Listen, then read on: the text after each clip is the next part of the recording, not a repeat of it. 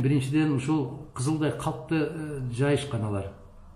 Мына Мадумаров талап кылган деп. Мадумаровдун түк тиешеси жок. Масалиевдин түк тиешеси жок. Жети уктаса түшүндө да көрбөгөн маселе бул. Мени алтыны кызыктырбайт. Алтын аферасы экендигин билебиз биз. Мен алтын маселеси боюнча бирде жолу чыгып айткан жокмун. Мен алтынга кызыккан киши эмесмин. Анан Мадумаровдун фамилиясын кошо коюшат. Анан биз ошону киргиздик эле, комиссияга киргизсек, өзү баш тартты дейт. Мени киресимби деп эч ким сураган жок.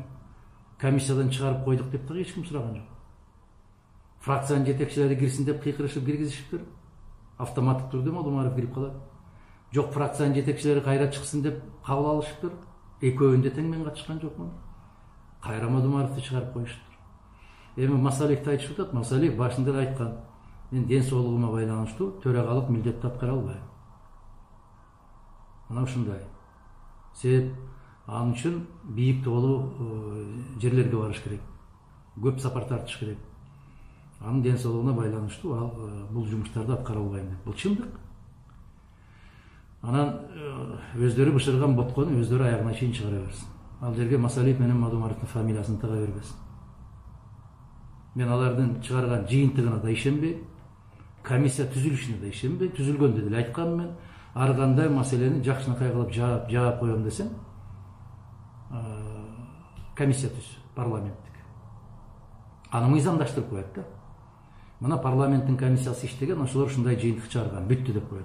А комиссияга кимдерди киргизишти алар билет. Кантип киргизишти да билет, кантип ыраазы кылышты да билет. Ошондуктан мен парламенттик комиссия түзүлөбү, өкмөттүк комиссия түзүлөбү, ал комиссияларга эгер конституциялык кызмат болгон баш прокуратурага ишеним жок, ички иштер министрлигине ишеним жок, коопсуздук кызматына ишеним жок болгондон кийин анан убактылуу түзүлө калган комиссияга ишенем мен. Алар ант ичкен. Эгер өнүккөн өлкө болсо, мындай иштерди прокуратура текшерет. Прокуратура тескерисинче текшермек турсун, алар бетондоп кайра катканга кызыктарда, кайра жапканга кызыктарда алар. Билебиз да биз ким эмне иш менен алек болуп жүргөнүн. Чоң рахмат.